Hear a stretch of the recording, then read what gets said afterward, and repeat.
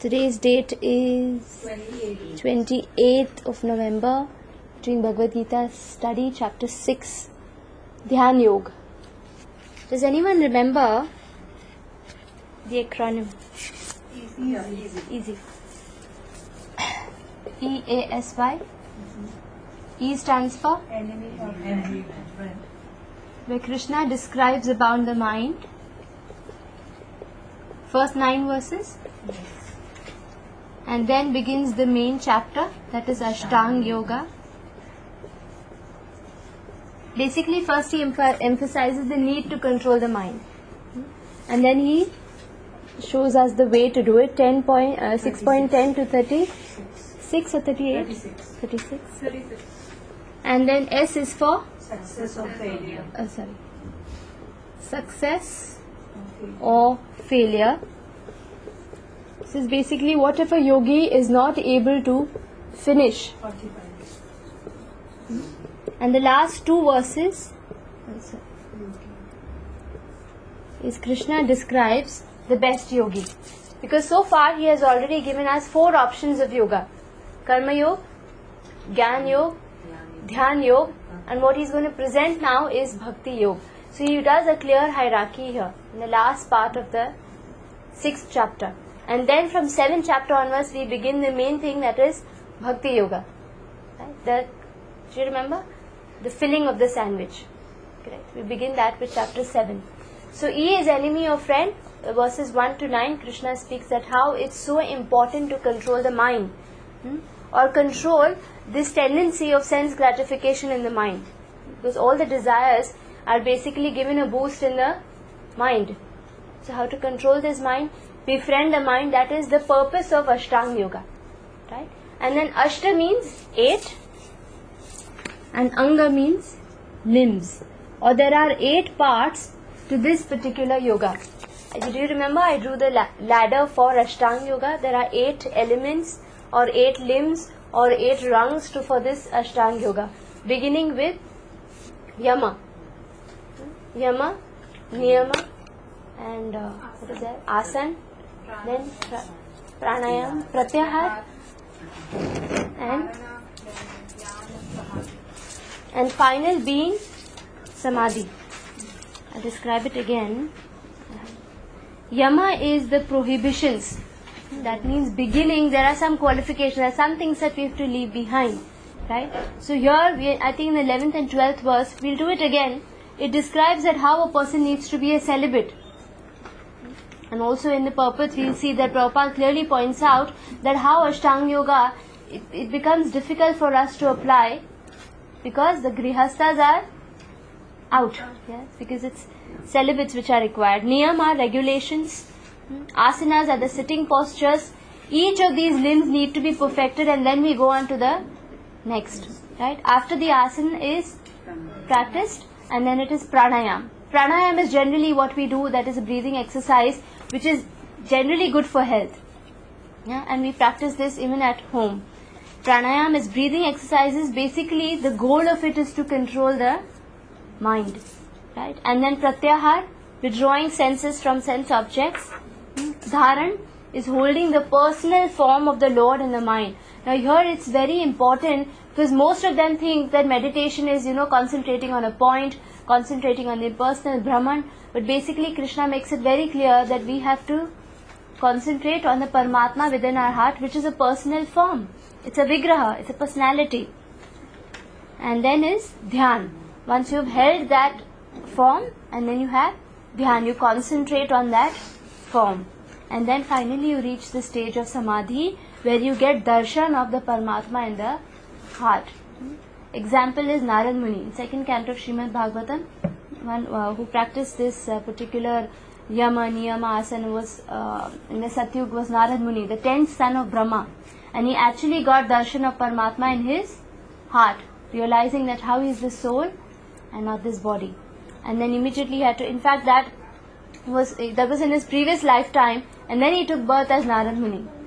His next birth was of Narad Muni, where he had a transcendental body.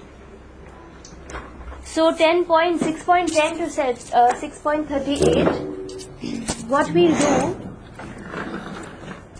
is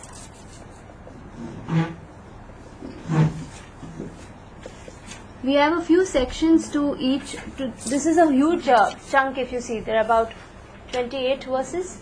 Okay? So I'm dividing them so it becomes easy to understand. Sorry, I forgot. 6.10 to 6.17 is where Krishna teaches Arjuna how to meditate. That's 6.10 to 6.17. These are like practical tips, how to sit, and all these things. We'll be seeing that chunk of verses. Then 6.18 to 6.27, Krishna teaches how to reach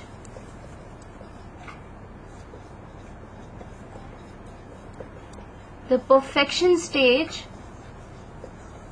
of Ashtanga Yoga.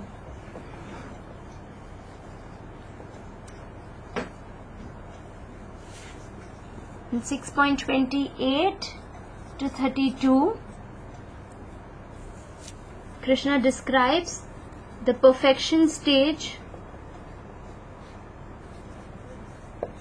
The perfection stage of this meditation or Ashtanga Yoga is not to become God.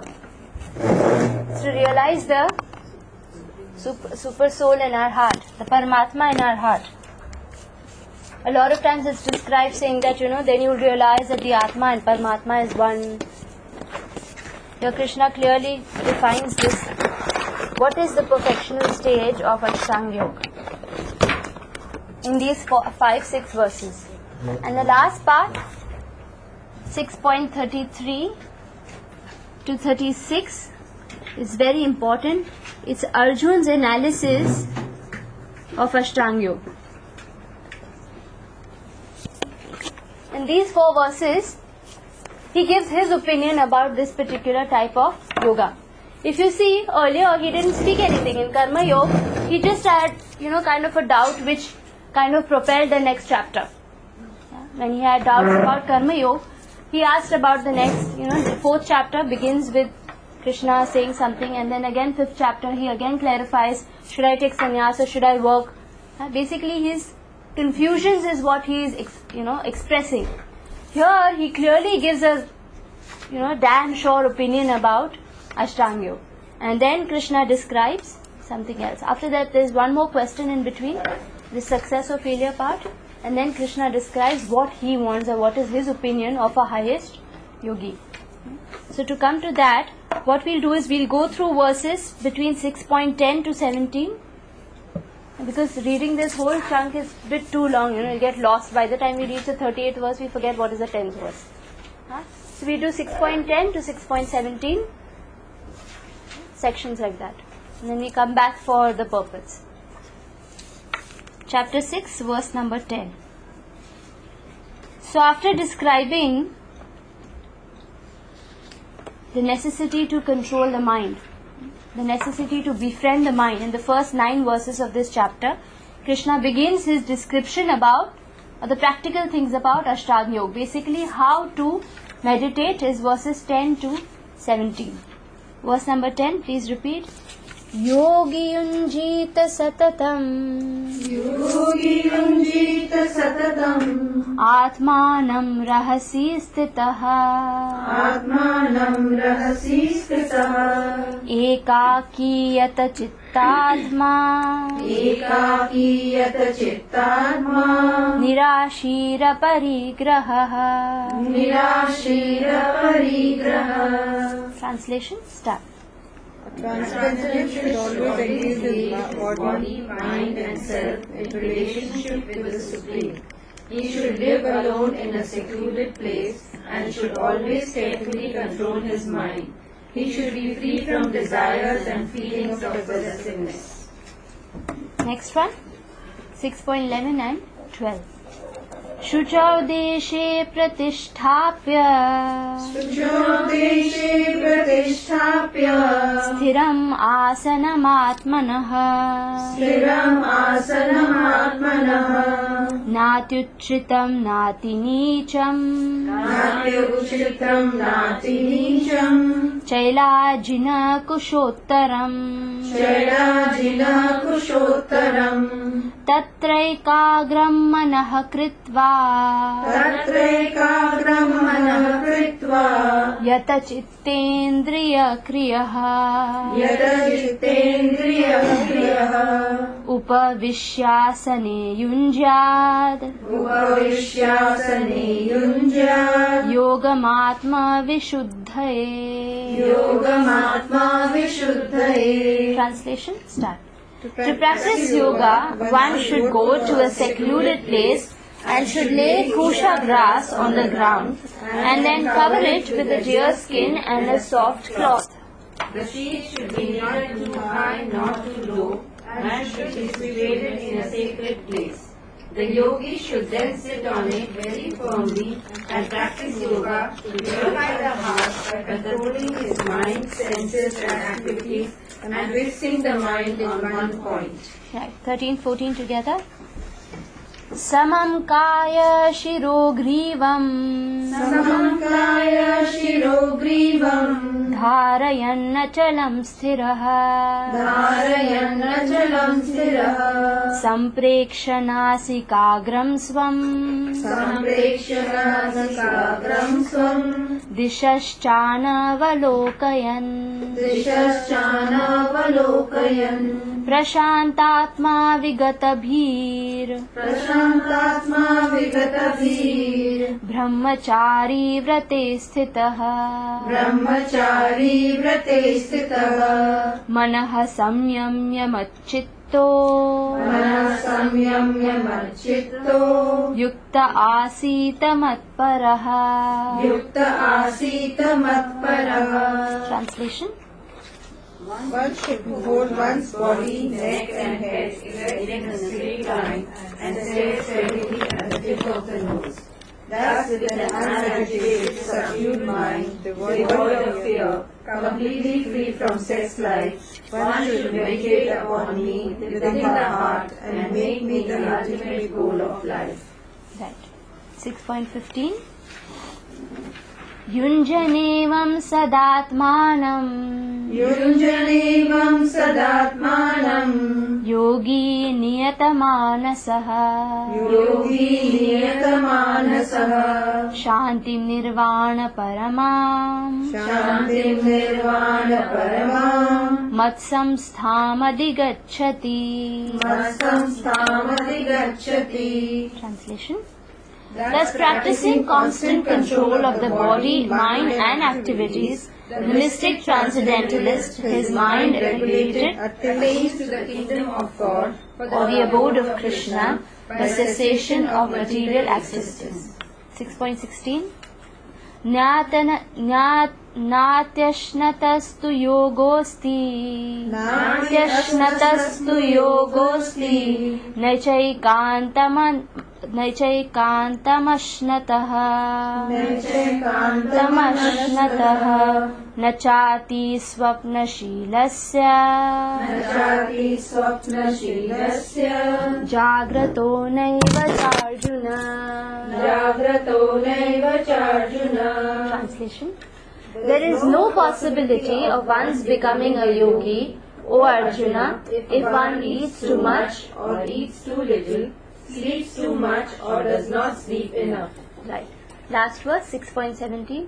Yuktahara viharasya Yuktahara viharasya Yukta cheshtasya karmasu Yukta cheshtasya karmasu Yukta swapnavabodhasya Yukta swapnavabodhasya Yogo bhavati dukkhaha. Yogo bhavati dukkhaha. Translation. He who is regulated in his habits of eating, sleeping, recreation and work can mitigate all material pains by practicing the yoga system. Right, so he finishes this part We go back to 6.10.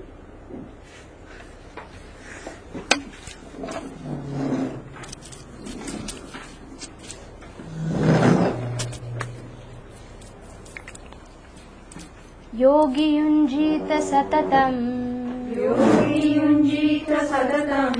Atmanam rahasi stitah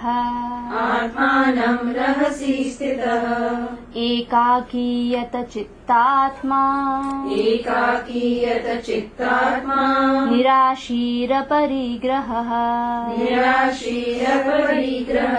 Translation.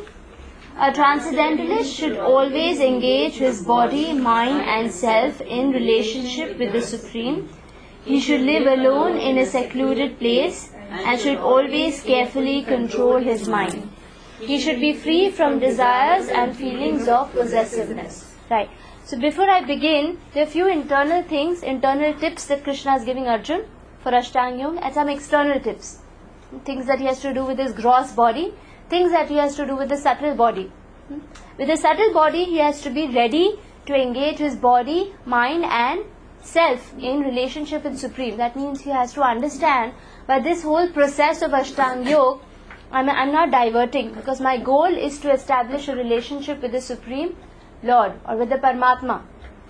So internally we have to be aware that the goal is relationship with Supreme. What are the external points that he is asking? Live alone in a secluded place, carefully control his mind, free from desires and feelings of possessiveness. That means when he is going, basically he has to go alone, without any material objects which he might feel that, or the need to protect it. Sometimes you cannot be just free, because when you're going, if we have something very valuable in our luggage, our entire mind is constantly on that object. When Sanatan Goswami, he wanted to, actually Rupa Goswami, he just left the Rupa Goswami and Sanatan Goswami, these are brothers. They were under the Nawab's rule. In fact, they were ministers for the Nawab. And Rupa Goswami met Chaitanya Mahaprabhu at Ramkeli and immediately left the service and he went away. In fact, he didn't want to work for the Nawab, but he was forced to work. They were extremely good Brahmanas and they had to work for Muslims. At that time, it was considered a very, you considered outcast if you're working for the Muslims. But then what to do? They were either going to be killed or they had to work for the Nawab. So they were working, both these brothers, and Rupa Goswami left his job, he went away. So then the Nawab realized that even the second brother was going to follow suit. So what did he do? He put him in prison. And Sanatan Goswami, somehow, selling off all his property and everything, he bribed the guard at the prison house and even he escaped. While escaping, his servant was with him and he told his servant that, just leave back everything. We don't want any burden on our head that we have to protect something. So the servant says, okay, and they walk along. And before reaching Rupa Goswami, they just overnight they had to stay in a hotel, in an inn, small lodge of such a thing. And then he could realize that this person who was, the manager, he was speaking to them very sweetly. Sanatan Goswami realized that if I don't have anything, why would someone speak so sweetly to me? Generally, when someone is buttering you, you have to understand that they want something from you. And if this person knows that I don't have anything, generally if there's a thief, he knows very well whether you have something or you don't have something. That means this person has realized that I have something.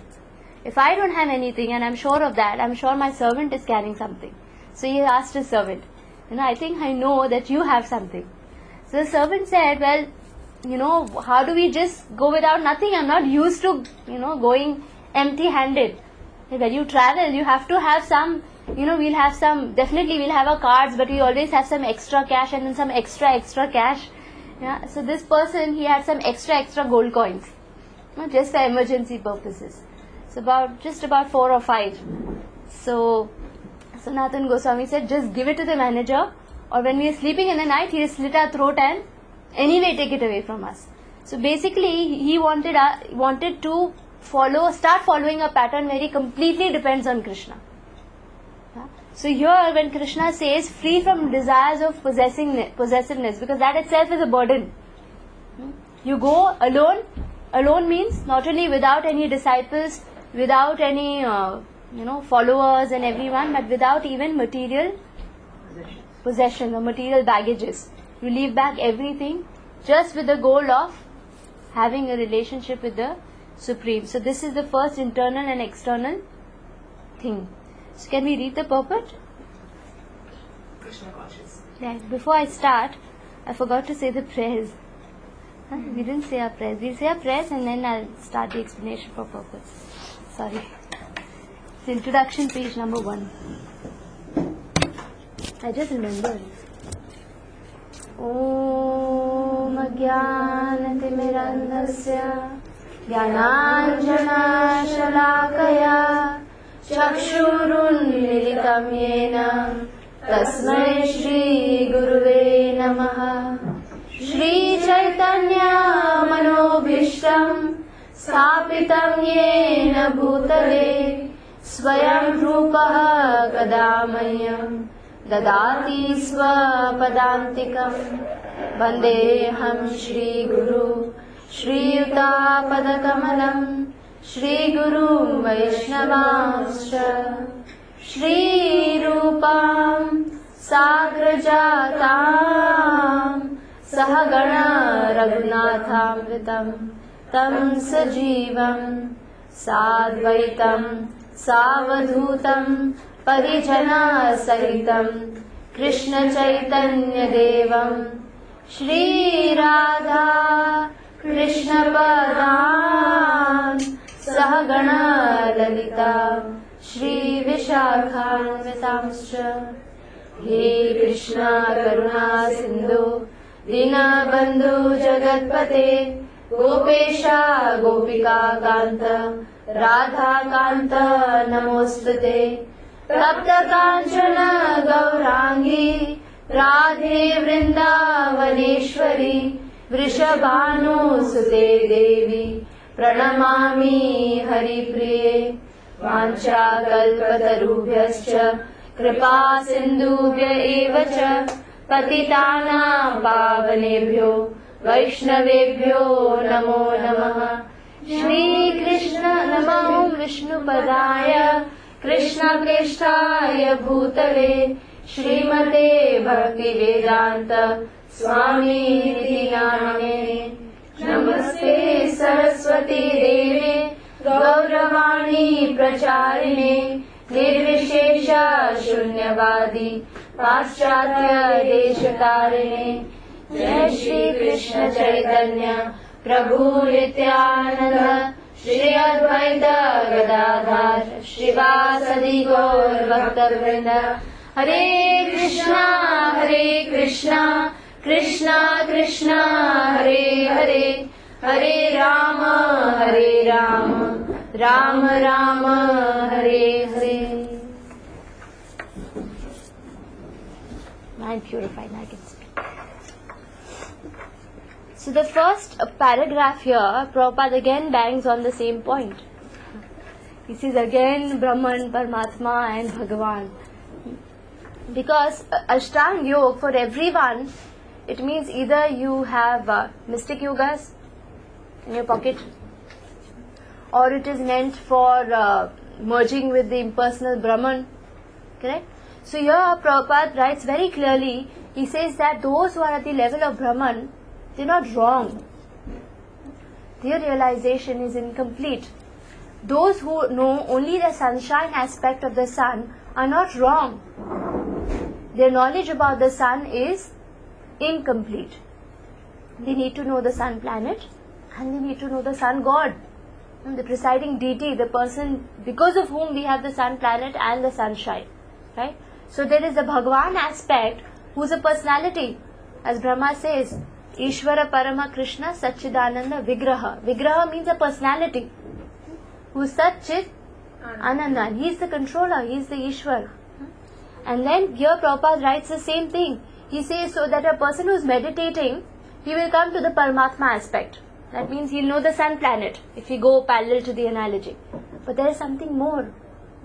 Paramatma is the personality in each person's heart. In your heart, in your hand, in the ant's heart, in the bacteria's heart. Everyone, there's a local, all-pervading aspect of the Supreme Lord. He's present in each and every atom, between each and every material atom. So when we say God is everywhere, this is a detailed explanation. Paramatma is a detailed explanation of God is everywhere. In the Bible we have God is everywhere. What is the detailed explanation of that? Paramatma. He is existing everywhere. Right? And that is one aspect of the Lord. The highest aspect is that Supreme Person who lives with his devotees in the spiritual world, in the spiritual abode. Because this Paramatma is not there in the spiritual world. With each and every soul, and in the spiritual body, there is no Paramatma in the spiritual world. Paramatma is an aspect only in this material world. In the spiritual world, Krishna is present as he is with all his opulences and all his devotees. And he comes with us in this material world to be a witness, to be like a friend, to keep reminding us to come back to our home. So we have three aspects. Here Prabhupada mentions Brahman, the impersonal aspect, the Brahma Jyoti, the Paramatma aspect is with everyone, like a friend. And then the Supreme Personality of Godhead who lives in the spiritual abode. Is that okay?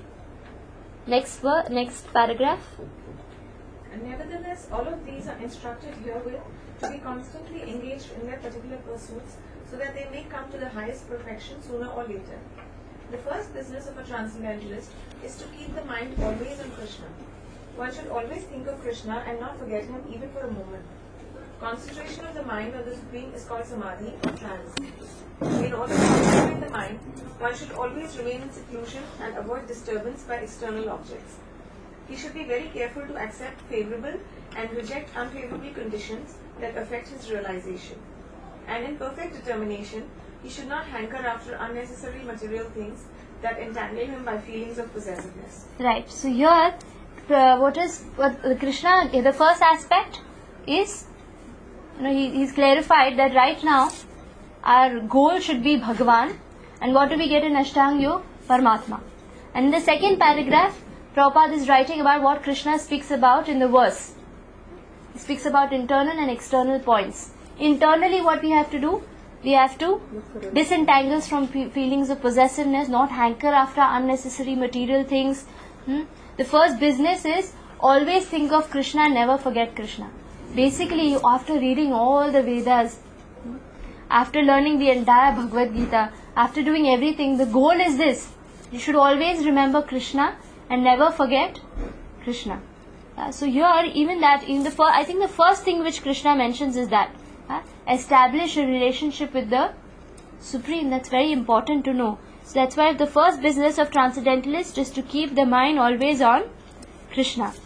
Right? And then he speaks about Samadhi. That is the final stage of Ashtanga Yoga. What is that? Concentration of the mind on the Supreme is called Samadhi or trance. In order to concentrate the mind, one should always remain in seclusion. Now these things, that remaining in seclusion, being away from feelings of possessiveness, these are basically they're going to aid us to always think of Krishna. Right? So what Krishna is giving points is, the first point he mentioned is establish a relationship.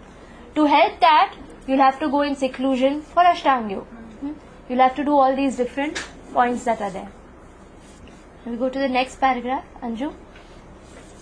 All these perfections and precautions are perfectly executed when one is directly in Krishna consciousness, because direct Krishna consciousness means self-abnegation, wherein there is very little chance for material possessiveness. Srila Rupa Goswami characterizes Krishna consciousness in this way.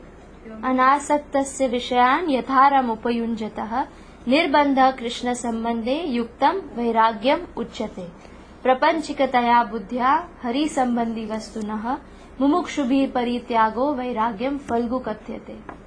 When one is not attached to anything but at the same time accepts everything in relation to Krishna, one is rightly situated above possessiveness. On the other hand, one who rejects everything without knowledge of his relationship to Krishna is not as complete in his renunciation. A Krishna conscious person well knows that everything belongs to Krishna, and thus he is always free from feelings of personal possession. As such, he has no anything on his own personal account. He knows how to accept things in favor of Krishna consciousness and how to reject things unfavorable to Krishna consciousness. He is always aloof from material things because he is always transcendental and he is always alone, having nothing to do with persons, not in Krishna consciousness. Therefore, a person in Krishna consciousness is the perfect yogi. When you're reading it sounds like, in the airport they announce these things. It's like so flawless. Go on reading. Yeah. So the first paragraph, Krishna establishes the personal aspect of the Lord being complete knowledge. Second paragraph is means to establish relationship with the Lord. Basically, it's just emphasizing the verse in the second paragraph. The third paragraph, he compares Ashtanga to Bhakti. Do you see that? And then he gives a verse from Rupa Goswami. There are two parts to Rupa Goswami's verse. The first part is the first 4 lines, where he describes Yukta Vairagya.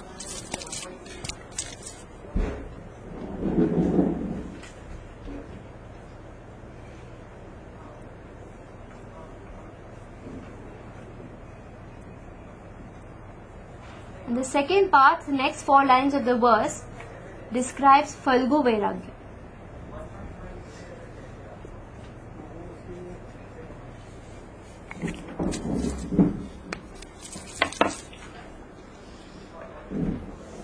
If you see the first line of the third paragraph, Prabhupada clearly begins his comparison by saying all these perfections and precautions are perfectly executed when one is directly in Krishna consciousness.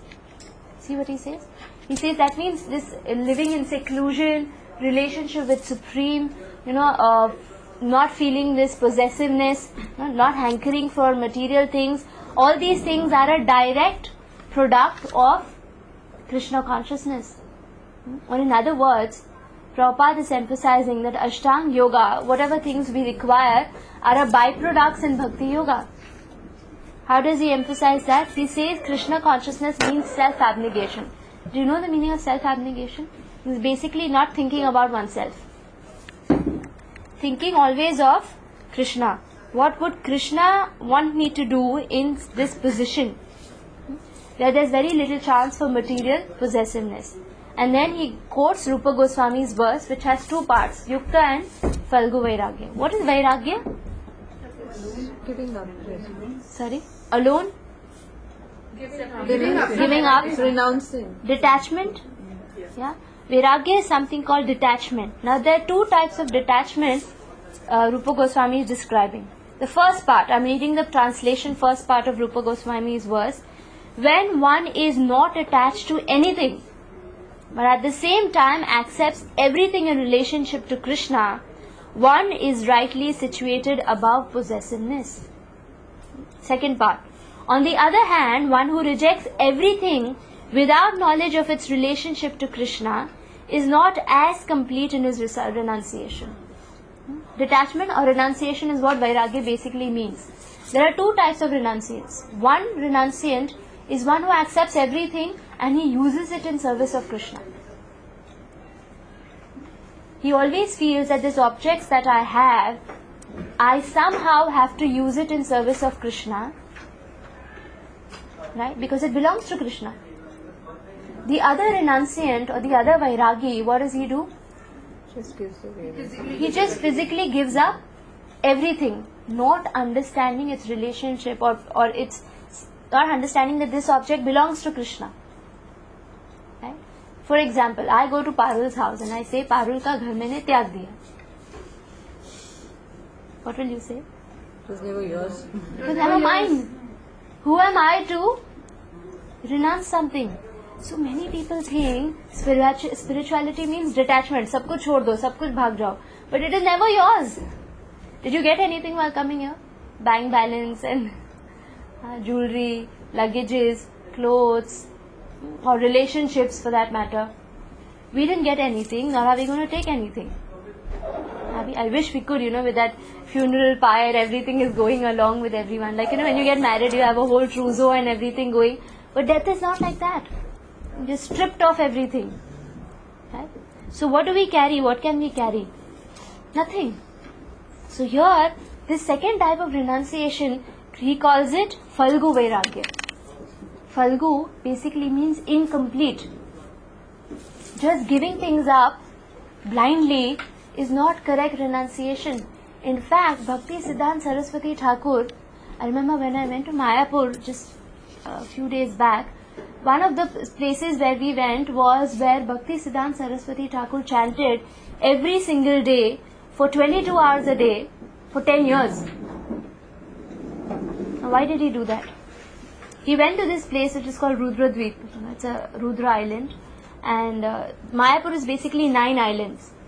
Chaitanya Mahaprabhu was born in the center island, and then there are 8, just like a lotus, there are 8 petals and 1 in the center. So one of these islands is where Bhakti Siddhanta Saraswati Thakur had set up his kutir. And there he chanted for 10 years. Every single day he would chant for 22 hours. Imagine, out of 24 hours he would chant 22 hours. Even when it would rain, he would sit with an umbrella and he would chant.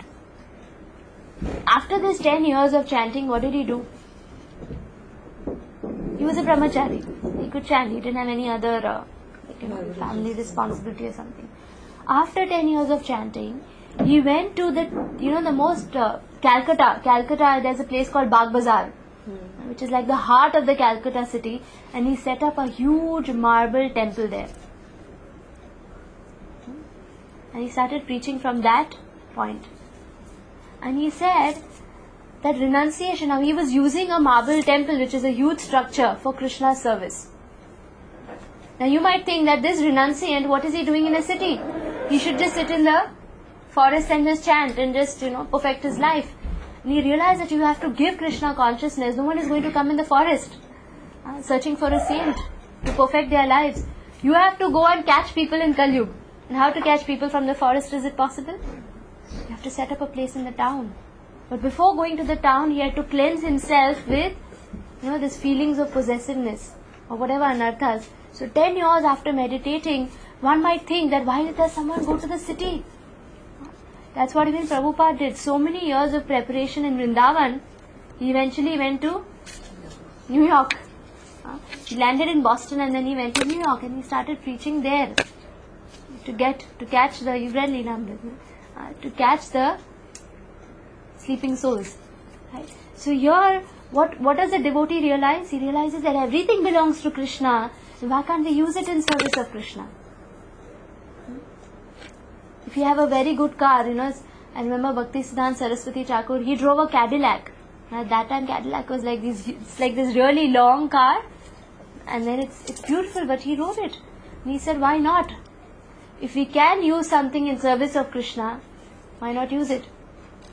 And then, so here, Rupa Goswami is describing, he's saying what is Vairagya and what is incomplete Vairagya. Complete Vairagya is where you can use everything in service of Krishna. Rather than using it for yourself, you use it in service of Krishna. That is real Vairagya.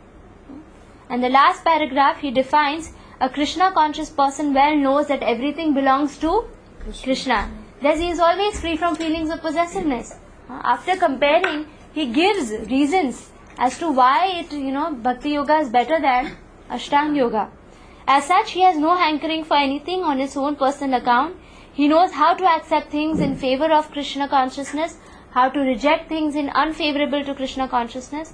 Always aloof from material things, he is always transcendental. And he is always alone, having nothing to do with persons not in Krishna consciousness.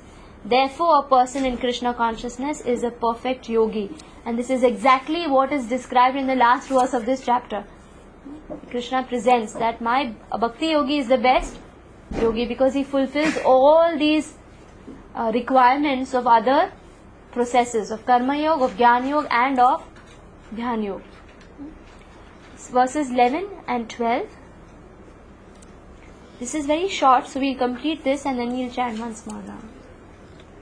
शुचौ देशे प्रतिष्ठाप्य शुचौ देशे प्रतिष्ठाप्य स्थिरम् आसनमात्मनः स्थिरम् आसनमात्मनः नाति उच्छ्रितं नाति नीचम् नाति उच्छ्रितं नाति नीचम् चैलाजिनकुशोत्तरम् चैलाजिनकुशोत्तरम् तत्रैकाग्रं मनः कृत्वा तत्रैकाग्रं मनः कृत्वा यतचित्तेन्द्रियक्रियः यतचित्तेन्द्रियक्रियः उपाविश्यासने उपविश्यासने युञ्जात् योगमात्मविशुद्धये.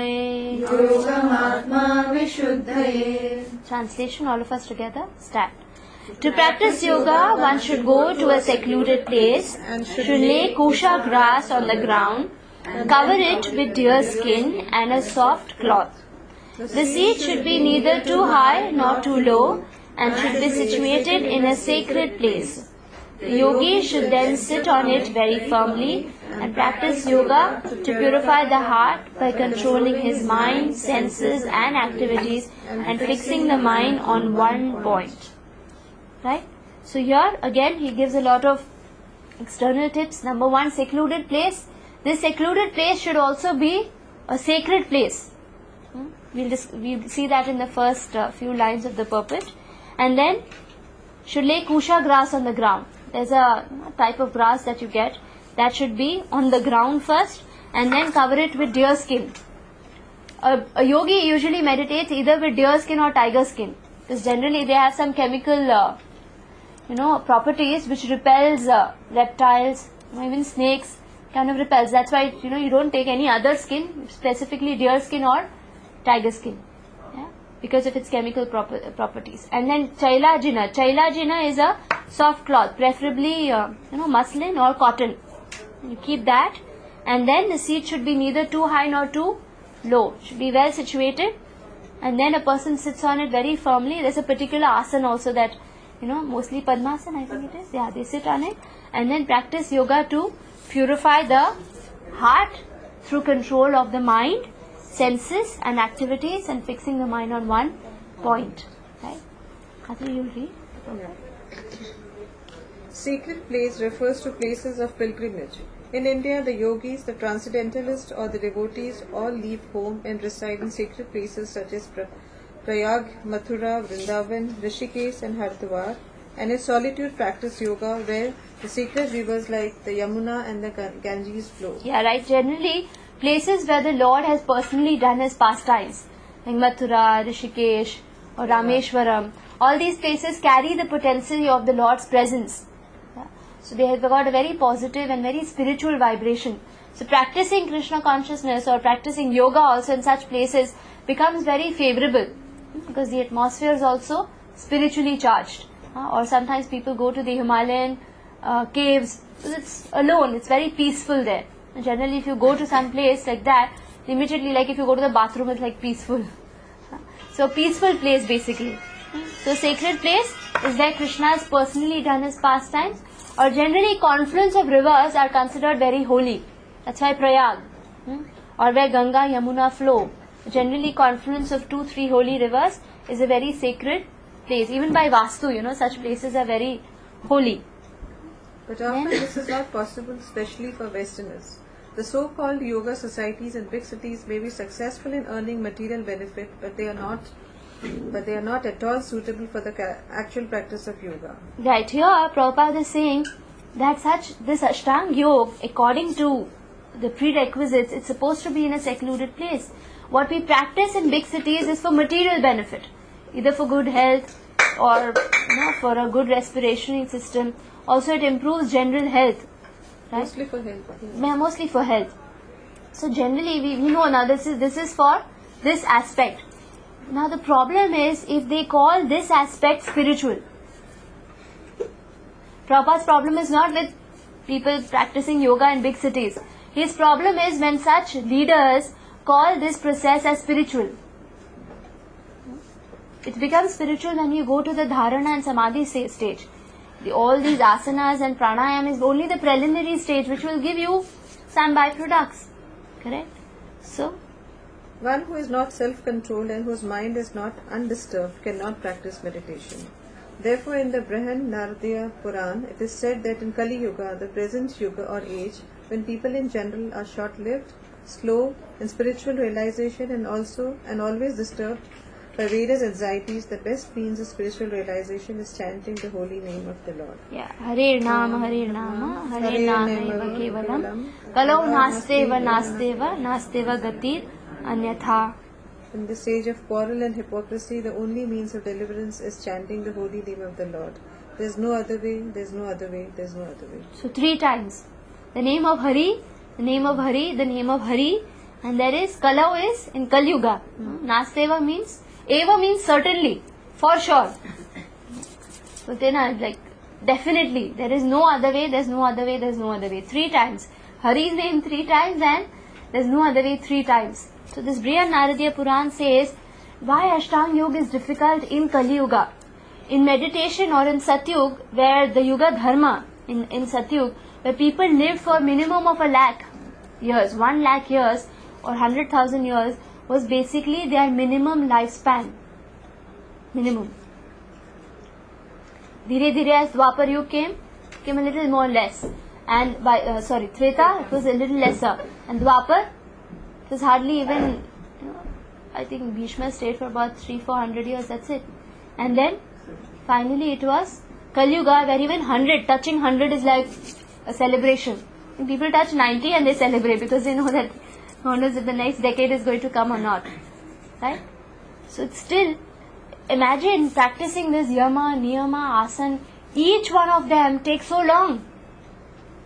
Perfecting it. Only then you're going to go to the next stage. Imagine even when we go to these yoga schools, even pranayam, perfecting pranayam takes so long. So in this age, Prabhupada is saying Ashtanga Yoga is very good for Satyug.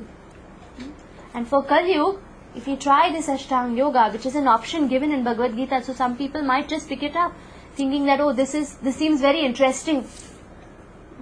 Why Prabhupada is kind of, he's not encouraging us or discouraging us from picking it up. He's saying because in Kali Yuga, people are short-lived. Our lifespan is less. Number 1. Number 2, spiritual realization is slow because sinful things are more fashionable today. Sinful habits are considered fashionable. In those times, in fact, when people would get attracted to another lady other than their wife, or if the lady would get attracted, they would hide it. Now it's a fashion. They think it's normal. In fact, when somebody is married for 25 years, they feel, my God, they have such a boring life. Yeah. I remember when His Holiness Radhanath Swami Maharaj, he was giving a class in US somewhere, and he actually asked, and he said, I shouldn't have asked this question there, I should have asked this question in India. He said, how many of you, when his parents were celebrating 25 years of their marriage, he asked, how many of you are married for 5 years? And there were hardly anyone who raised their hand, and he realized that, oh God, I shouldn't have asked this question here. Because hardly 6 months, 1 year, it's finished. So sinful things, sinful habits have actually, or tolerance level, or so many things have become very less in Kali Yuga.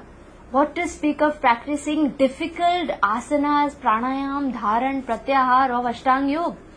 You need that patience, you need that tolerance, you need that time. Correct? In fact, when Bhaktisiddhanta Saraswati Thakur, he started, giving diksha to his disciples, he told them to chant 64 rounds every single day. How many hours does that take? 8 hours. So then he made it, for the Grihasthas, made it 16. For Brahmacharis, he made it, I think those who were doing deity worship, it was a little less, it was about 48 or something. And then for his sannyasi disciples, he made it 64. So when he realized that at Grihasthas, they have to work so hard. Earlier in the time, the office was in the backyard, the agricultural field. So people had so much time. You're naturally depending on the Lord. So even spirituality comes very easily. You depend on rain, you depend on soil. You're conscious of God and His hands all the time. When we work in industries, what happens? the whole mindset, everything changes. You come to mode of ignorance. Basically, industries need mode of ignorance. You just depend on your boss. Right? So, in spite of all these things, when will we have the time to practice Ashtanga Yoga? That's what Prabhupada is mentioning, that anyway, according to Brihan Naradiya Puran, that's for Kali Yuga. If someone tries to chant and takes the easier process in Satyug, then it's not bona fide that time. If someone living in Satyug with such a long age span and things being much more easy, facility is more, sinful things are kind of inaccessible in Satyug. So in that time, if you sit and chant, not viable. You're recommended to meditate. And for Kali Yuga, it's chanting. Right? So I'll quickly do a recap of both these verses. Verse number 10, Krishna describes his Ashtanga Yoga process. Number 1, Prabhupada says that, still Ashtanga Yoga will take you only to the Paramatma level. It's still incomplete. And number 2, what is it? He describes, he compares Bhakti Yoga to Ashtanga Yoga, showing how, there is 2 types of Vairagya. There's Falgu Vairagya and there is Yukta Vairagya. Yukta Vairagya means you can use everything. Everything belongs to Krishna. Everything can be used in his service. Right? And the other Vairagya is just you try giving up everything artificially. Right? And then Prabhupada describes that the byproducts of Bhakti Yoga are prerequisites of Ashtanga Yoga. Right? In the next verse, Krishna describes the external things, going to a sacred place, living in seclusion, keeping a deer skin and then having a soft cloth, not too high, not too low, all these aspects. And then he describes the goal is to control the mind and purify the heart. And Prabhupada says it's much more easier. If you compare, actually we might think, chanting is so difficult, bar easy kyun bolte hain? But compared to this Ashtanga, compared to yajnas that you have to perform, compared to the strictness of deity worship, chanting is definitely easy. Right? So that way, we stop here and we chant one small round.